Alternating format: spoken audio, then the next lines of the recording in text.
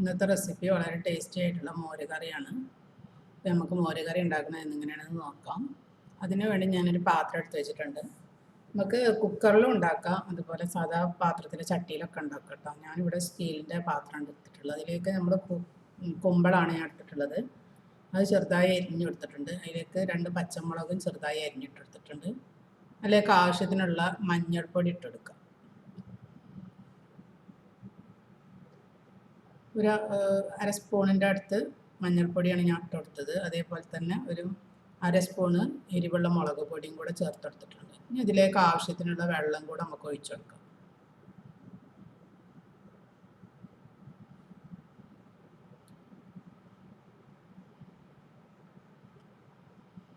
അപ്പോൾ ഇങ്ങനെയാണുള്ളത്. ഇത് ഞാൻ അടുപ്പിൽ വെച്ചെടുത്തിട്ടുണ്ട്. ഇനി അത് നന്നായിട്ട് വേവിച്ചെടുക്കാം. അത് വെന്ത് വരുന്ന സമയം കൊണ്ട് നമുക്കതിലേക്കുള്ള ഒരു അരപ്പ് തയ്യാറാക്കാം. അതിനുവേണ്ടി ഞാൻ മിക്സിൻ്റെ ജാർ എടുത്ത് വെച്ചിട്ടുണ്ട്. അതിലേക്ക് നമുക്ക് ഒരു 1/2 to 3/4 കപ്പ് വരെ തേങ്ങ ഇട്ട് കൊടുക്കാം. നമ്മൾ എത്രയാണ് ക്വാണ്ടിറ്റി ഉണ്ടാക്കണം അതിനനുസരിച്ച് തേങ്ങ ചേർത്ത് കൊടുക്കുക. ഒരുപാട് തേങ്ങ ചേർക്കണ്ട. നമ്മളിതിൽ തൈരൊക്കെ ചേർക്കണോണ്ട് തന്നെ ഒരുപാട് തേങ്ങൻ്റെ ആവശ്യമില്ല. ഞാൻ ഒരു 3/4 കപ്പിനടുത്ത് തേങ്ങ എടുത്തിട്ടുള്ളൂ കേട്ടോ. അപ്പോൾ ആ തേങ്ങ എടുത്തിട്ട് അതിലേക്ക് നമുക്ക് കുറച്ച് മഞ്ഞൾപ്പൊടിയും ഉപ്പും അതുപോലെ നല്ല ജീരകവും ചെറിയുള്ളി അതുപോലെ വെളുത്തുള്ളിയാണ് ഞാൻ ആഡ് ചെയ്ത് കൊടുക്കുന്നത്. മഞ്ഞൾപ്പൊടിയൊക്കെ ഇട്ട് അരക്കുമ്പോൾ പെട്ടെന്ന് അരഞ്ഞ് കിട്ടും. അതുപോലെ അതിലേക്ക് ആവശ്യത്തിനുള്ള ഉപ്പും കൂടെ ചേർത്ത് കഴിഞ്ഞാൽ ആ അരപ്പിലേക്കുള്ള ഉപ്പായി കിട്ടും. അപ്പോൾ ഞാൻ ഒരു അല്ലി വെളുത്തുള്ളി ഒരു ചെറിയ ഉള്ളിയാണ് ഞാൻ എടുത്തിട്ടുള്ളത്. ഈ സമയത്ത് നമുക്ക് കറിവേപ്പിലൊക്കെ വേണമെങ്കിൽ ചേർക്കട്ടെ. ഞാൻ ചേർത്തിട്ടില്ല. ചേർക്കണം എന്നുള്ളവർക്ക് ചേർത്തെടുക്കാവുന്നതാണ്. നല്ല ടേസ്റ്റാണ് നമുക്ക് ചോറിൻ്റെ കൂടെ കഴിക്കാനൊക്കെ.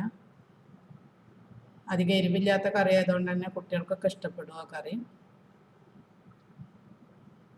അപ്പോൾ ഞാൻ ഇതിലേക്ക് കുറച്ച് വെള്ളം കൂടെ ആഡ് ചെയ്ത് കൊടുക്കുന്നുണ്ട്. ഇത് അരഞ്ഞ് കിട്ടാൻ വേണ്ടി കുറച്ച് വെള്ളം ആഡ് ചെയ്ത് കൊടുക്കുന്നുണ്ട്. അപ്പോൾ നല്ല പുളിയുള്ള തൈരാണെങ്കിൽ തൈര് മാത്രം ഒഴിച്ചെടുത്താൽ മതി. അല്ലെങ്കിൽ നമുക്ക് കുറച്ച് പുളി പിഴിഞ്ഞിട്ട് അതും കൂടെ ഒഴിച്ചെടുക്കാം. ആ പുളി കിട്ടാൻ വേണ്ടിയിട്ട്. കട്ടുള്ള തൈരിലൊന്നും അധികം പുളി ഉണ്ടാവാറില്ല. അപ്പോൾ ഞാനതിൽ നല്ല ജീരകം ഒരു 1/2 സ്പൂൺ നല്ല ജീരകം ചേർത്ത് നന്നായിട്ട് അരച്ച് വന്നിട്ട് ഇപ്പോൾ ആ സമയം കൊണ്ട് നമ്മൾ കുമ്പളം നന്നായിട്ട് വെന്ത് വന്നിട്ടുണ്ട്.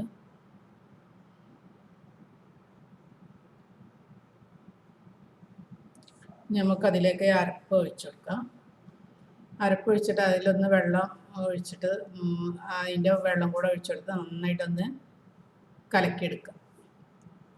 അപ്പോൾ അതൊക്കെ ഒന്ന് മിക്സ് ചെയ്തതിന് ശേഷം നന്നായിട്ടൊന്ന് തിളച്ച് വരുന്ന സമയത്ത് നമുക്ക് ഇതിലേക്ക് ആവശ്യത്തിനുള്ള തൈരും കൂടെ ചേർത്ത് കൊടുക്കാം.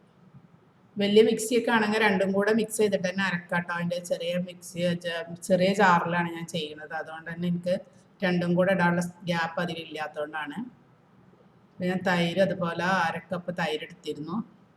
അതും കൂടെ ചേർത്തിട്ട് നന്നായിട്ടൊന്ന് ഇളക്കി കൊടുക്കുക. തൈര് ചേർത്ത് കഴിഞ്ഞാൽ പിന്നെ ഒരുപാട് നേരം വെച്ച് നമ്മൾ ഇളക്കിയെടുക്കരുത്. അപ്പോൾ ഒന്നാകെ ഒന്ന് പിരിഞ്ഞു പോകും. നമ്മളെ കറിക്കൊരു ടേസ്റ്റ് കിട്ടൂല. അത് ഇതിൽ പ്രത്യേകം ശ്രദ്ധിക്കേണ്ടത്. തൈര് ചേർത്താൽ ഒരുപാട് സമയം ഇട്ട് നമ്മൾ തിളപ്പിച്ചെടുക്കരുത്. അപ്പോൾ ഈ സമയത്ത് നമുക്ക് ഉപ്പൊക്കെ ഉണ്ടോ എന്ന് ചെക്ക് ചെയ്യുക. ഉപ്പ് ഇല്ലെങ്കിൽ നമുക്ക് ഈ സമയത്ത് കുറച്ച് ഉപ്പ് ആഡ് ചെയ്ത് കൊടുക്കാം. അപ്പോൾ നമ്മളെ കറി ഏകദേശം ഇവിടെ ആയി വന്നിട്ടുണ്ട്. ഞാൻ വേറൊരു പാൻ അടുപ്പത്ത് വെച്ചിട്ടുണ്ട്. ആ പാനിലേക്ക് കുറച്ച് വെളിച്ചെണ്ണ ഒഴിച്ചെടുത്തിട്ടുണ്ട്. അതിലേക്ക് ഒരു സ്പൂണ് കടുക് ഇട്ടെടുത്ത് അതുപോലെ തന്നെ അതിലേക്ക് നല്ല ജീരകം ഉലുവ ഇട്ട് കൊടുക്കട്ടെ. ഞാനിതിൽ ഉലുവ ഇട്ട് കൊടുക്കാറില്ല. ഞാൻ ആദ്യമൊക്കെ ചെയ്തിരുന്നു. പിന്നെ എനിക്കതിങ്ങനെ കടിക്കുമ്പോൾ എന്തോ പോലെ തോന്നിയതുകൊണ്ട് ഞാൻ ഉലുവ ഇടാറില്ല. ഉലുവ ഇടേണ്ടവർക്ക് ഉലുവ ഇട്ടും കൊടുക്കാം. ഞാൻ കടുകും നല്ല ജീരകവും മാത്രമേ ഇട്ട് കൊടുക്കുന്നുള്ളൂ. പിന്നെ അതിലേക്ക് 2 വറ്റൽമുളകും കൂടെ ഞാൻ ഇട്ട് കൊടുക്കണം. ഞാൻ 2 വറ്റൽമുളകും ഇതിൻ്റെ അടുത്ത് കറിവേപ്പില ഇല്ലാത്തതുകൊണ്ട് ഞാൻ കറിവേപ്പില ചേർത്തിട്ടില്ല. അതിൻ്റെ കറിവേപ്പിലയും കൂടെ ചേർത്തിട്ട് നമുക്ക് നമ്മുടെ കറിയിലേക്ക് ഒഴിച്ചു കൊടുക്കും. അപ്പോൾ നമ്മുടെ ടേസ്റ്റിയായ മോര് കറി ഇവിടെ റെഡി ആയിട്ടുണ്ട്.